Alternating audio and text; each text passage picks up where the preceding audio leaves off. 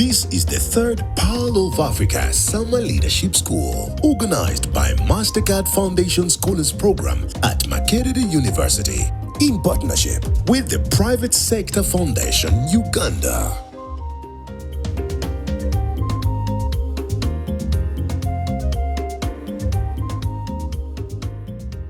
My name is Francis Kisirinya. I'm the Chief Membership Officer of Private Sector Foundation today. I graduated as a teacher in 1995, yes. Math and geography. I taught for 4 years and transited into accounting. So immediately I finished my education, I joined accounts class. There's something that I think is even studied today. Certified Public Accountants, but of Kenya. I gave it Chibok in 2.5 years. I was done. It usually takes much longer, 4 years plus. I started my accounting career then, and as they say, the rest is history. I went through all the stages: accountant, project accountant, finance manager, director finance, director corporate services, deputy executive director, and now Chief Membership Office. So there's nothing around business that I've actually not done. So I hope I'm able to share with you what really can help you get ahead and be even better than where I've reached or where I shall reach. So the way I've arranged my presentation is going to look like that. I'm going to take you through the theoretical context, time management, facts, strategies. Then we shall get into financial management, and finally stress management. Now, Abraham Maslow developed what they call the Maslows Hierarchy of Needs in around 1943. It was trying to explain what is the hierarchy, the stages of things that we need as people to be what we are, things that can help us understand ourselves, help us aspire for higher goals and stuff like that. So if you look at the very bottom, Maslow says that what we all need, I think, is basic. As you can see, what we need is physiological needs. We need food, we need water, we need warmth, we need to rest. You know, those are basic things. Just like you have gone for lunch, if you didn't take your lunch, perhaps you wouldn't have been as attentive this afternoon. So the next one is safety. You need to feel secure, you know. After you have eaten, now the next thing is security. You want to feel that nobody is really going to harm you and stuff like that. So in these sorts of things, this is when you'll need a house, and when you now get to the next level, now your house might end up could be secured, over-secured, and over-secured, and over-secured. So the first two are what we call the basic needs. When we have them, then we can aspire for other goals. The next one is belongingness and love, relationships, friendship, and stuff like that. The feeling of, somebody cares. When we were growing up, there was something they used to call TLC. Stuff like that. Now, when you have that, the next thing is you want esteem. I'm the one who did this, Can you see all of those things? You need that kind of esteem. You are the one who wants to stand up at your church when they are asking for donations on something and say, I'll put in 1 million shillings. And you're looking around to see that they actually see, So that is kind of esteem. Then the self-actualization. This is now the apex. This is something that you look forward and say, okay, I have all of it. Now I want to be felt. So now, a human being, a rational human being, there are going to be exceptions, but a rational human being has got that hierarchy of needs. And I'm telling you, this hierarchy defines and influences how we operate, how we feel, how we don't feel, how we do things at one stage or another. It is so important for all of us to be aware of this. Let's now get into time. Time is a big resource, and I can tell you one thing on this slide that you can go out with. It is the only thing that is equitable in this world. All of us have 24 hours a day. All of us have 365 days in a year. But what we become is determined by how we use our time. Value every single minute of your time. Don't just say this is just 5 minutes. No. Those 5 minutes mean a lot. Now, if anything to be effective, it means it has to have some efficiency around it. In terms of cost, in terms of time. So for us to get to say that we are efficient, it means we should be using the least, because time is a resource, we should be using the least time for any activity. And if we use the least time for any activity, it means we can do more. Time management will then become the art of ensuring that everything is done satisfactorily in the available time. That is what we are talking about in time management. And it is not hard work. You can't say because I'm working hard, I'm managing time. No, it's not that. How much you can do in the time you have, that is what will distinguish you from another party. What strategies can you deploy to really make sure that you can effectively use your time? The first thing is you have to know yourself. I won't go through this, but it can take you back to Maslow's. Know where you were in your stage of life. Know yourself. Know things that you can do. Know things when you are most productive. Know how much time you can work during the day. It's very important for you to plan out your days. All right? Every day, plan something. Schedule it very well. Anticipating. It's so important to think through what you are going to do. Anticipate, what will the journey be like? Will I find traffic? If I find traffic, what will I do? What if I knock somebody as I move? So that everything is mapped. And because it is mapped, if there is a problem, there is a solution. And therefore, you'll be able to achieve your goal. Then the third element, the stuff to do with the prioritizing. Of the so many good things, of the so many important things, which ones should I put your time to? So there are a number of ways you can do this. Some of them have a theoretical background to them. All of you know about the Pareto rule. It just means that there are going to be a number of things you do. Let us call them 10 things. If there are 10 things, there will be only two of them that will give you 80% of the results.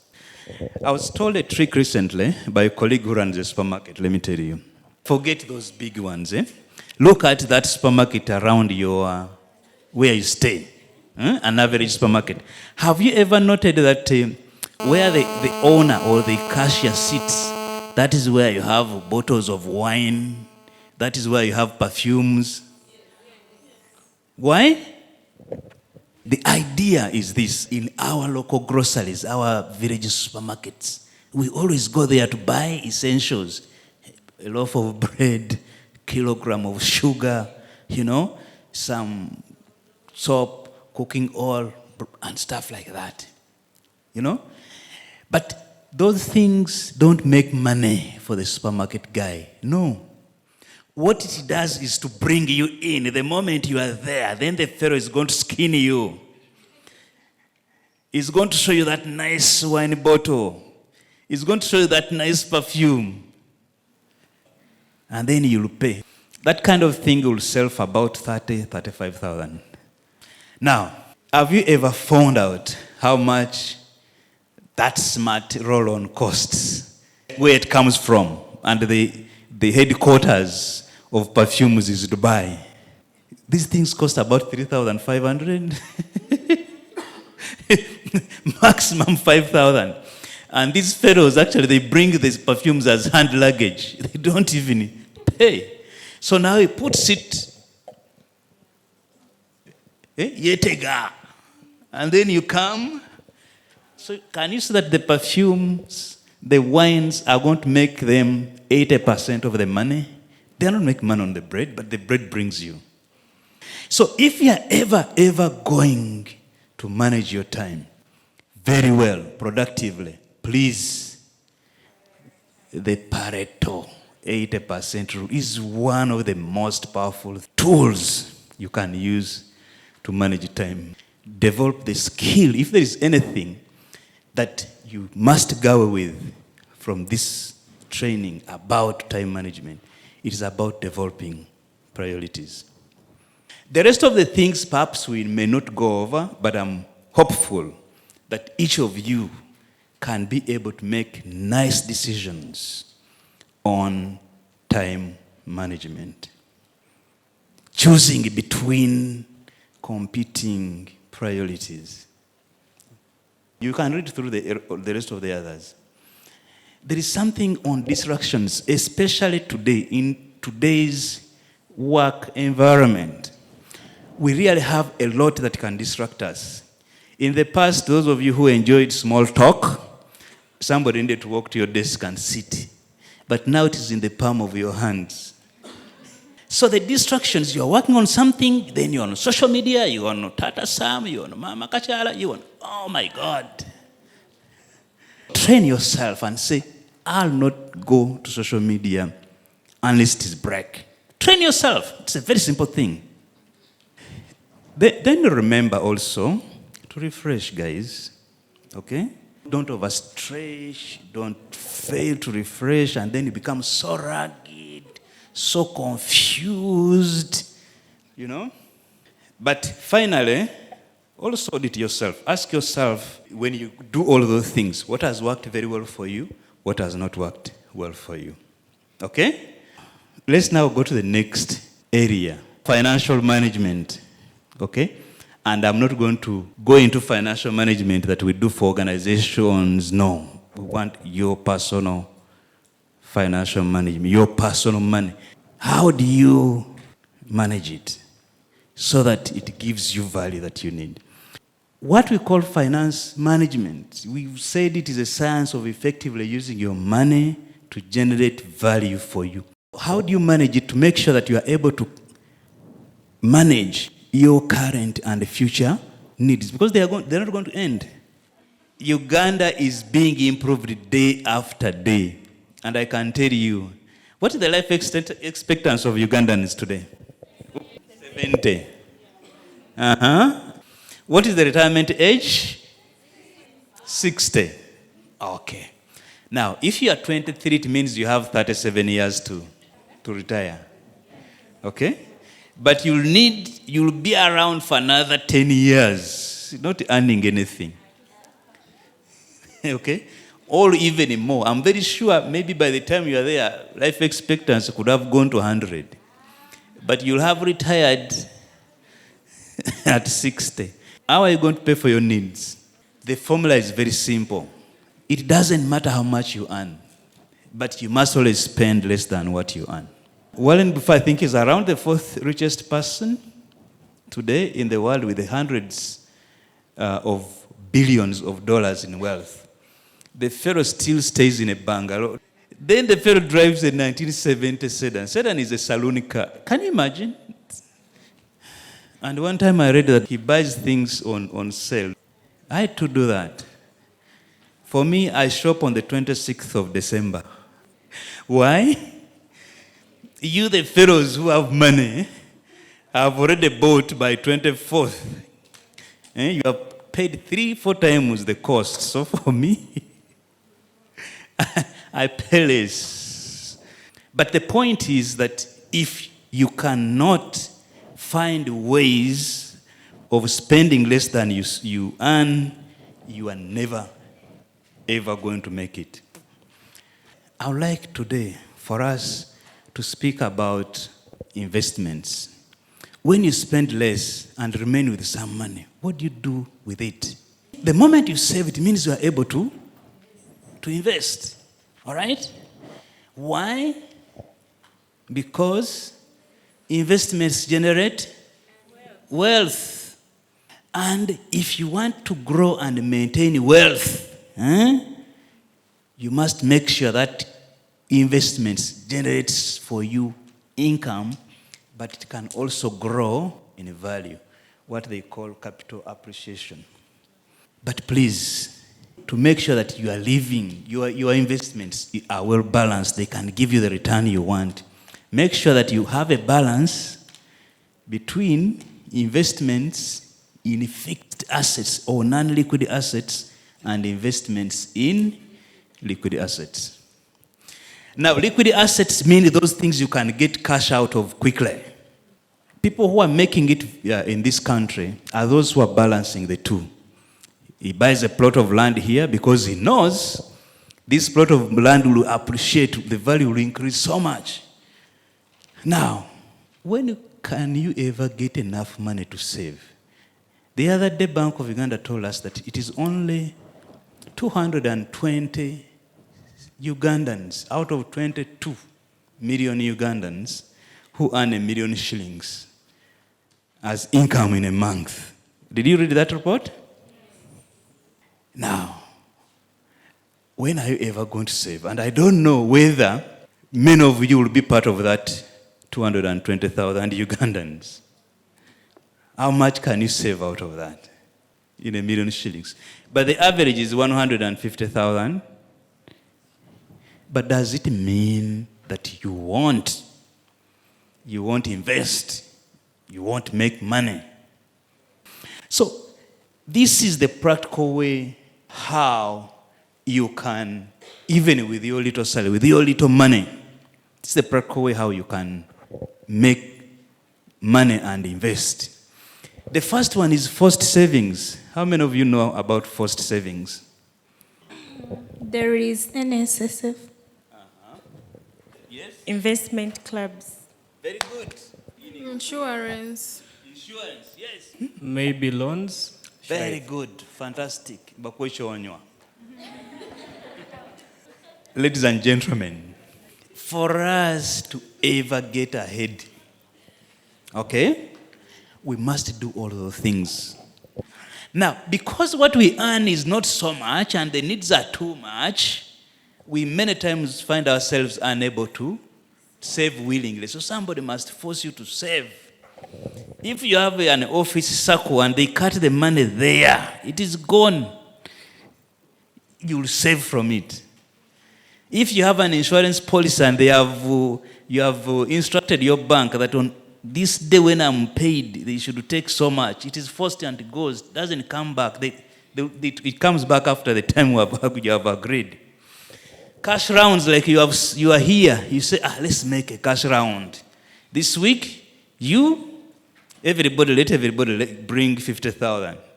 Okay? Every week. Now, the moment you collect it, you hand it over to her. So next week, you all come back. You can see that she's now walking out with 200,000. These approaches are very practical in enabling you to grow your income, to make yourselves wealthy. So if you are going to multiply your money, you must learn to use either of those. Okay? So these ones I thought I shouldn't go over them a lot, but they are tools that can help us be better financial managers. Remember, if you are going to invest, and we have talked about investments, of course, those who have done financial management here know these things. If you are going to invest, first of all, look at what they call risk. A risk is that uncertainty. And the people have found ways of putting values on those uncertainties. Okay? Look at the risk. Ask yourself, what control do you have over those businesses? If you see you don't have a lot of control, it means it is high risk. Okay? Now, the other bit is the return. A return is a profit. Okay? Now, if you are going to make any investments, colleagues, try to balance the two. And we strongly recommend that you put your money in low risk but acceptable return investments. I've given some examples you can use to put your money into. You can look at that on your own. You know? Now, the feelings that you create here, the feelings that you get from all of this, they end up creating that sense of inadequacy. So you start being stressed, you start doubting yourself, you lose confidence. So the consequences of stuff like that, you're going to get into low productivity. You get into antisocial behavior. You are alone, you stay alone.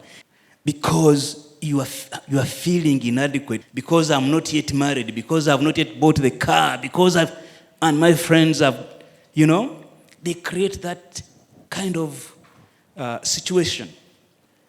So in some situations, you even get into what they call some mental issues. You start having hallucinations, imaginations. Then physical issues can also come in. You might get pressure as a young person.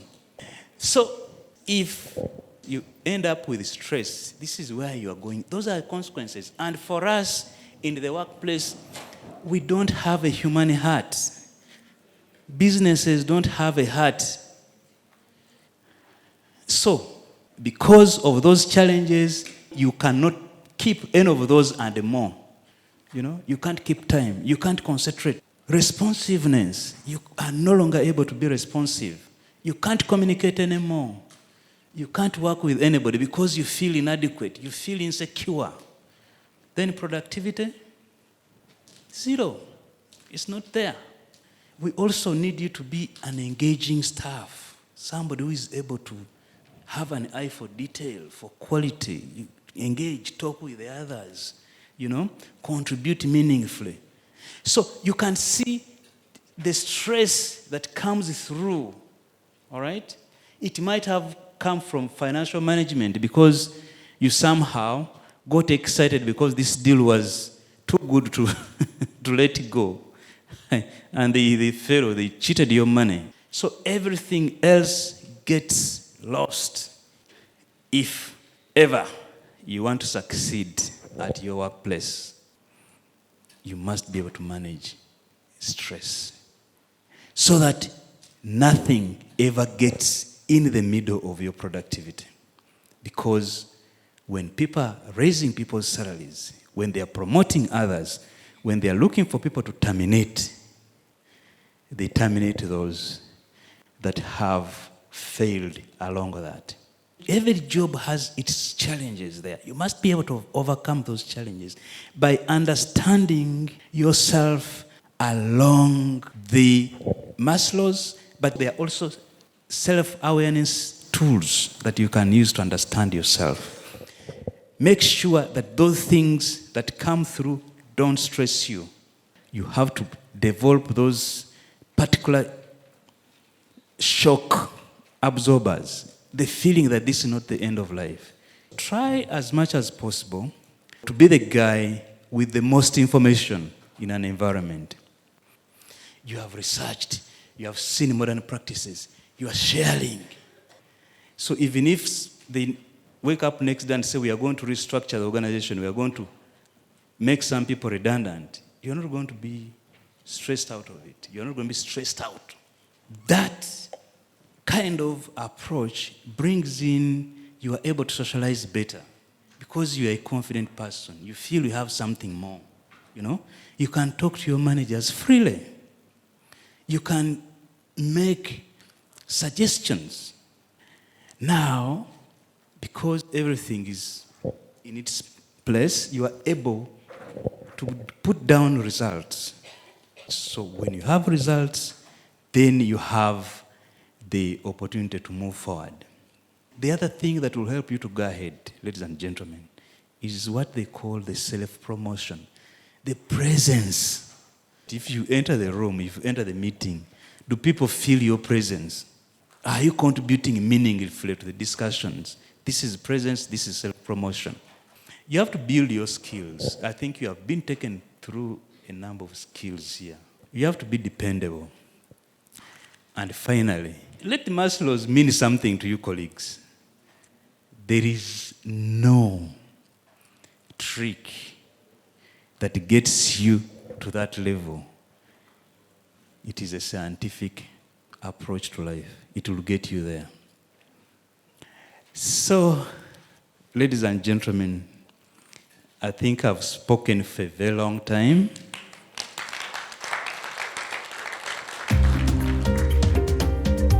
enhancing the scholar's potential to transition to meaningful and dignified engagements.